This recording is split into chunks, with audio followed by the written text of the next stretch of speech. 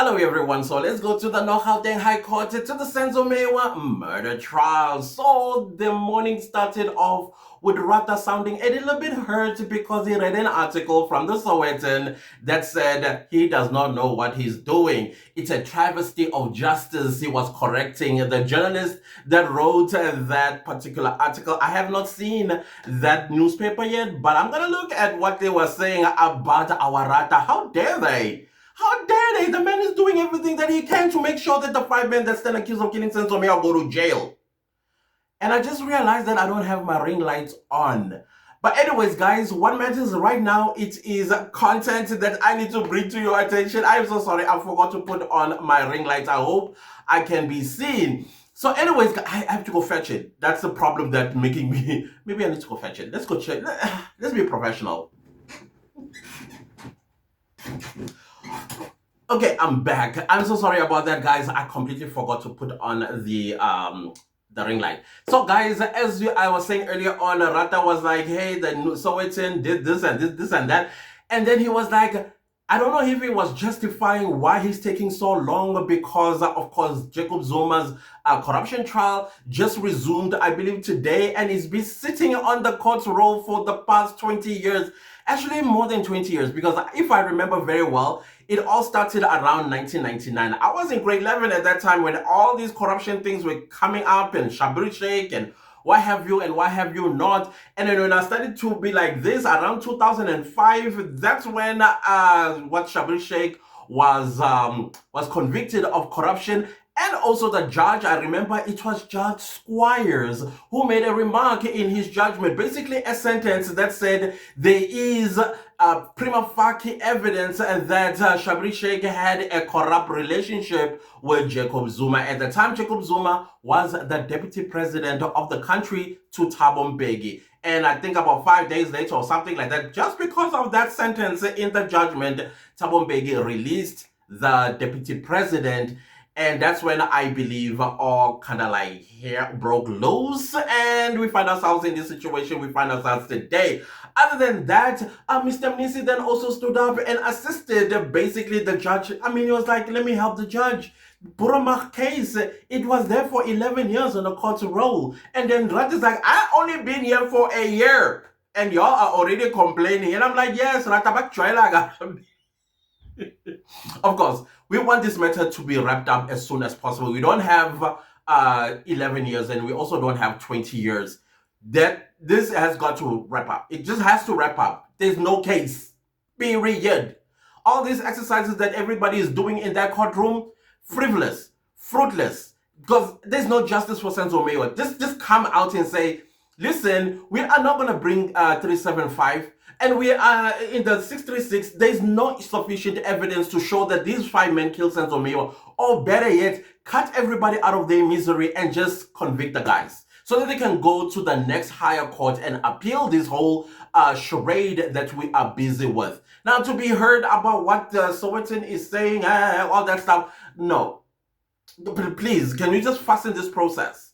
Currently, we have Colonel Mangena, who is still busy lying through his teeth. Not Mr. Mangena, almost slipping, but we got it already. We're like, you are actually correct, because remember, from the heart, the mouth speaks, right? He almost said when he does his testing, the ballistic test, he would take them to like second opinion. And then the second opinion will come, I'm just paraphrasing, how they will manipulate. And then he corrected himself, but we already got the word that they manipulate the results to suit what they want the results to suit them. Of course, they are already briefed about this certain case, and they are briefed about the Senzo Meyiwa murder. And there are 5 people that already stand accused of killing Senzo Meyiwa, and your job is to manipulate the ballistic results that are going to point at the 5 men that stand accused of killing Senzo Meyiwa on the 26th of October 2014. And then Mangena, this is not the first or second or third time he has had a slip of tongue where he's actually being the professional that he's supposed to be, but then he forgets that, by the way, we cooked this thing and I have to stick to the script that I am given. That is why he slipped up. We noticed. If the defense did not notice and rather they are pretending not to hear and the state pretending not to hear, the rest of us noticed. We heard what he almost said. And the word when you finish it, it's manipulation. You cannot, oh yeah, science is manipulative, but you can manipulate science. Let's put it the correct grammar. You can manipulate the results of science. And that is why, what's his name, Mr. Ramos, not Ramos, really, Mr. Nisi was going around the whole scientific, what do you call this, route of the ballistic exercise or practices, so that we come to a conclusion as to how did you come to this conclusion that we are here in court about it, that you told the court in your evidence in chief, as well as now things are starting to sound shaky a little bit, which I picked up that actually, Mr. Mangena, he says that there's a possibility that it was not a 9mm. I'm like, wait a minute, you were adamant that this was a 9mm bullet. But now, because you realize that the defense is fully armed because they got their own ballistic expert who is saying this is highly unlikely. This bullet head does not belong to a 9mm. And now he's like dodging and diving and also not saying that which company this bullet was made from. I don't know all those terminologies. I'm not even going to try.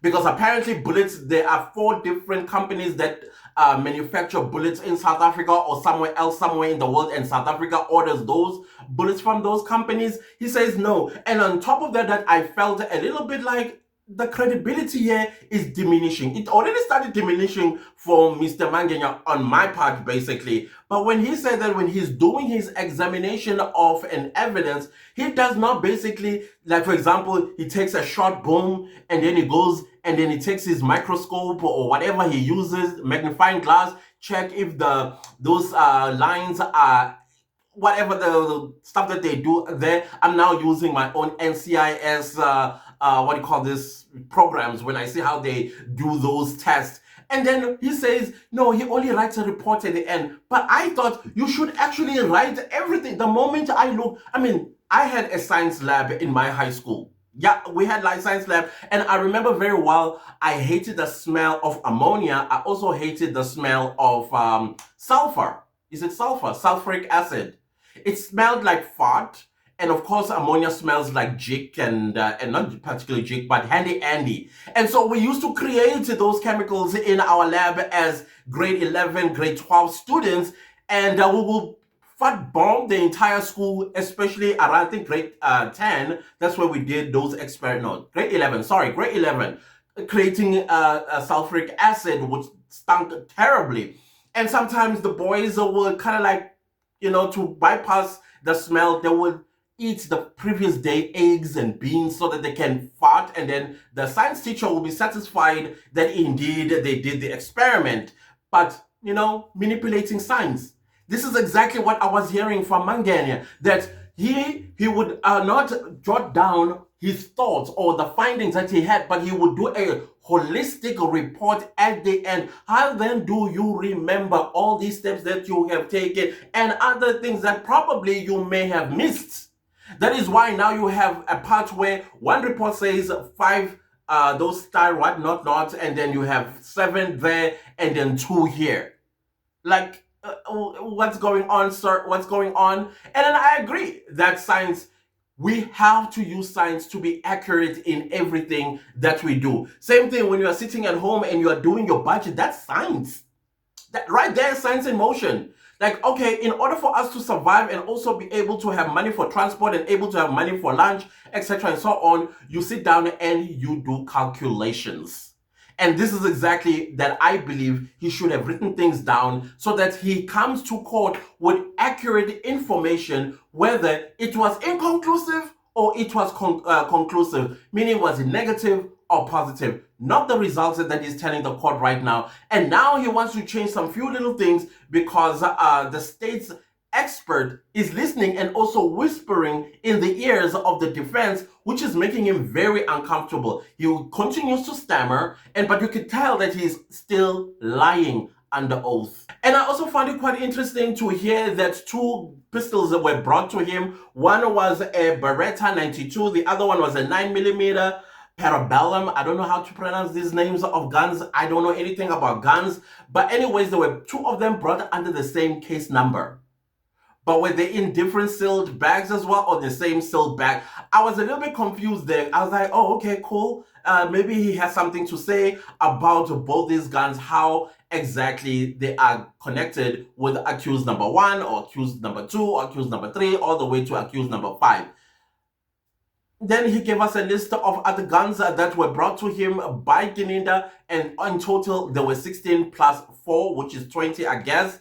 At this point, guys, I don't want to lie to you. I was no longer just listening, because even Mr. Mnisi was very quite technical in his cross-examination of the colonel, which was understandable, by the way, because now he is working at the science of this entire exercise called ballistic testing. You know what other things that really I found interesting coming from Rata's mouth towards the end of the day, where Mr. Mnisi was pounding on Colonel Mangena until to the point where Rata had to say no. But he is saying that this is not how he works. The way he works is 1, 2, 3 and 1, 2, 3. You keep asking the same question that your colleagues also asked. And in my mind, I'm like, and Sibanda, when he actually drags a dry bone and chews it the entire month, you keep quiet, you say nothing.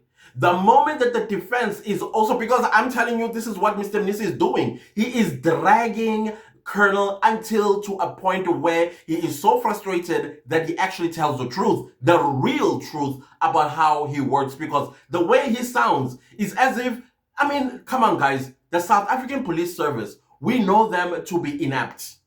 Chances are he did get this evidence and he did not climb on it immediately. He only climbed on it when the pressure was starting to amount from the public, and then the former Minister of Police was like, hey, and then he had to do whatever he needed to do. He needed probably even read or plagiarized the other reports to come up with that report that he has today, which at the end, he kind of admitted that, yeah, that bullet head may not have come from a 9mm simply because it was too damaged. But what does your report say? What does your report say? When you came to court and your evidence in chief said it was a 9mm.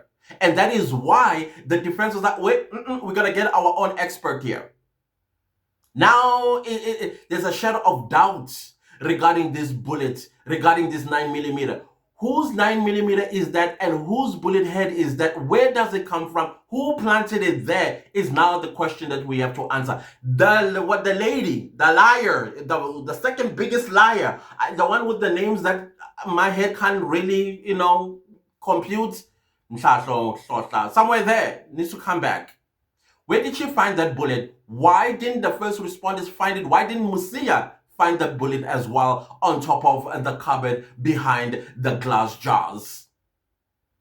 Do you see now how lying is not going to help you? Because lies, they do have short legs and they get tired way too quickly. And the lies here have gone, they're exhausted. This guy understands he is just now talking. And he's trying also to save his career, which is understandable. His credibility, as well as the reputation that he's built for himself, that is basically what he's busy doing. But at the same time, he is sticking to the sticking to the recipe of the whatever broth that they were cooking, and it is burnt, guys. It's no longer Michelin. Guys, not the interpreter impressing me today. The interpreter, out of the blue, now he can interpret in proper Zulu. Yes, his accent is still pretty much Joburg, but the words and the terminologies he was using, Zulu. The exact way I always said, guy, you cannot say a call is a call in Zulu. Ucingo. Now he's using the correct terminologies in Zulu. So that means even these guys, I don't know, I'm just saying. Confuse the record. Confuse the record. And I was not impressed, but today I was really impressed. He is doing a good job. Maybe I'm the only one who noticed this. Maybe you notice something different, but me, I'm always paying attention also to the interpreter, because we want everything that is being said in English translated correctly into Zulu because it's going into the record. And because we also believe that this matter may end up at the Supreme Court of Appeal, so that when it goes up there, there's no confusion in the record from English to Zulu and vice versa. And the other part that really got me, guys, that really blew my mind, was Colonel Mangena denying that he ever said it was a 9mm. He said he never said it was a 9mm. I don't know. Maybe I misunderstood it as well. He said he always maintained that it was a bullet. And I'm like, wait, but yesterday, were you not talking about 9mm? That it was. But anyways, that's what he said. Yes, 9mm, what do you call this, gun was brought to him for testing, but he says he did not say that the bullet came from a 9mm. What am I missing? Did I misunderstand that? Was I that exhausted by this time when he said that? Or what's happening? Thank you guys so much for reminding me that it was Bentley that Mr. Ngomezulu was talking about, that Mr. Baloy need to worry about in calling him to court, because Mangena started introducing a new name. And so that new name definitely needs to come and answer some few questions about his own involvement in this entire ballistic testing and the calling of Mangena. And also this Rudolph Sir. Rudolph Sir also needs to take the stand, because I bet his findings as well as the Colonel Mangena's findings, two different things. One is facing south, the other one is facing north. It's going to be interesting to hear him also to defend his credibility in this matter. Like I said, Mr. Rata did try to manipulate the situation where Mr. Mnisi was digging deep into Colonel Mangena, who keeps saying, yeah, like I said for the 7th time, or like I said for the 1,000,000th time, this is not how I work. Rata then comes up and interjects and says, but this man is saying this is not how it works. This whole thing is just a frivolous exercise. I'm paraphrasing as well, meaning that whatever Mr. Mnisi is asking Colonel Mangena, he's not going to consider it in his when he starts weighing the evidence as well as the defense. That's what he's basically telling Mr. Mnisi, that you just wasted all that time repeating the same thing that Mr. Ramusipili asked as well as Mr. Ngomezulu asked. And that is when Mr. Mnisi is like, no, I make sure that I don't repeat any question that have been asked by my colleagues, which is true. And Rata, I believe he was manipulating Mr. Mnisi to basically cut out this very crucial part about the way Mr. Colonel Mangena works. Because something doesn't make sense there in his mathematics. He's a member of the subs, and the subs are inept, and they sit and do absolutely nothing. At the last minute, because of some kind of pressure, that's when they start doing things, because court date is near, and they might take the stand and defend their report. That's just my take, guys. We have, look at the DNA department of the SAPS. Look at the cases. There are lots of backlogs. There's all kinds of situations. And how then do you believe that this is how you work? Maybe this is how you used to work. But with this report, I cannot wait for the defense expert to take the stand to counter, because clearly he has a totally different result from Colonel Mangena. And I think Mangena knows that it's going to be exposed by the defense's expert. But at the end of the day, will this exercise by the defense going to assist in saving the accused from this crime that they did not commit? I doubt that, because there is definitely an agenda here, and the agenda is to convict the 5 men that stand accused of killing Senzo Meyiwa, come what may. That is just my own opinion. And as you're also listening, this particular witness has told the truth 3 or 4 times. Today, he almost just spilled the tea and said, yeah, we manipulate the scientific results of ballistic evidence. That's what all that you were short of saying. But we heard, we finished the ... we connected those 3 dots. What exactly he meant by that. Other than that, guys, those are the highlights of the things that I picked up in today's cross-examination with Advocate Mnisi to Colonel Mangena. So, of course, like I said, Rata said what he said, and then he has a tendency these days of saying something, and then he gets up, adjourn the court. So, as you know, guys, the court will resume tomorrow morning at 10 a.m. Today, they started late, almost 10:30. But anyways, we've been accustomed to this whole thing of being late and the call not starting on time. And that, guys, please do not leave this video without liking, sharing, commenting, and when you do subscribe, make sure to click the bell notification so that you get notified every time I upload a new video. Thank you guys so much also for watching the ads. I highly appreciate you. In case you are wondering about how did I end up doing the video, I did not sleep.